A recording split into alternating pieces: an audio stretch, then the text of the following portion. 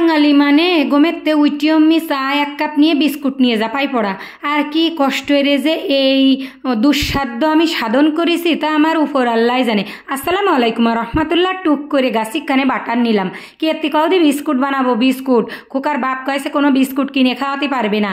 বাপের বাড়ি জীবনে কোনোদিন চা বিস্কুট খাইয়ে আসিনি, এগে বাড়ি এসে এই অভ্যেস হয়েছে বুঝছাও। এই গু খাওয়া অভ্যেসটা যে আমার কি এরে ওয়ালো আমি করতে পারি না।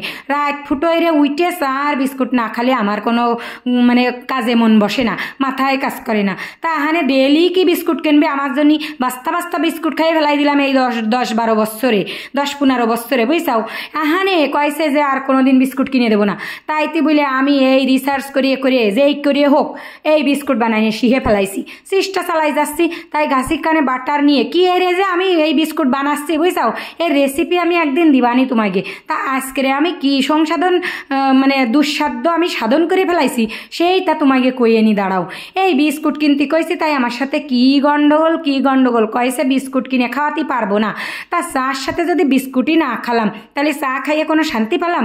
তা আমি কইছি তোমার কিনে দেওয়া লাগবে না, দেখি বিস্কুট বানাইয়ে তাই ছেড়ে দেবো। আমার মাথায় যদি একটা পোক ঢোকে কোনো দিনও, সেই পোক যতক্ষণ আমি সেই কাজ না করতে পারবো সেই পোক কিন্তু বের হবে না।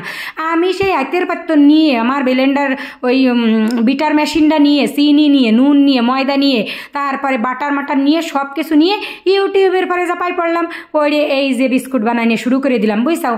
বিস্কুট কিন্তু আমি ডহেরে বানাইছি। আহানে আমার তো সে গুড়ার ডিম মনে নেই যে বিস্কুট ওভেনে দিলি কনে দিতে হবে, কয় নম্বর তাকে দিতে হবে, তারপরে আবারই কটটুক টেম্পারেচার দিতে হবে, মানে এইসব কথা কিন্তু আমি যারা যেহেনতে শিখেছি ইউটিউবেতে সে কিন্তু আমার কইয়ে দিইনি, আমার মনে নেই। কইলো কিনা আমি জানি না, মনে নেই। সে বিস্কুট কিন্তু আমি এক তাওয়া পুড়াই ফেলাই দিছি। হয়েছে কিন্তু আমার 2 টেরে, কিন্তু 1 টেরে আমি পুড়াই ফেলাই দিছি।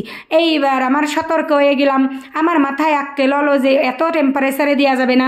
এইবার আমি একটু ডিজাইন মেরে নকশা মেরে এই দেখো ওর মধ্যে বাদাম দিচ্ছি। বাদাম দিয়ে ওর মধ্যে ডক করে আবার ওভেনে দেবো। দেখো দিন হলুদ মানে বাটার বিস্কুট তো, বাটার কুকিজ যারে কয়, সেই বাটার কুকিজের মধ্যে একটা লাল বাদাম বসাই দিচ্ছি খুশা শুদ্ধ, দেখতে কত ডহের দেখা যাচ্ছে। এইগুলো যে সময় ওভেনের মধ্যে দিয়ে আমি বিস্কুটটা বাইজি বাহারের বানি, ও মা দেখতে কত ডহের লাগবে না। খোকার বাপরে কইছে আর কোনোদিন তোমার বিস্কুট কিনে দেওয়া লাগবে না আমার। আমি যদি বিস্কুট বানায় খাতেই পারি তাহলে চা খাবো, না হলে চা খাবো না, যাও তোমার কিনা বিস্কুট আমি আর খাবো না। তাই সেই বিস্কুট বানাইনের জন্য আমি লাগিয়ে গেছি একেবারে আদা জল খাইয়ে। দেখো দি কি ডহের বিস্কুট বানাইছি। এই বিস্কুট যদি আমি পারফেক্টভাবে ওভেনে ভাজতে পারি তাহলেই না আমার জীবনটা সার্থক হলো। খোকার বাপরে আমি বড় গলায় কইছি তোমার বিস্কুট বানাইনে কি না তার খাবো না। এই দেখো সেই ডহের বিস্কুট আমি কিন্তু বানাই ফেলাই দিছি।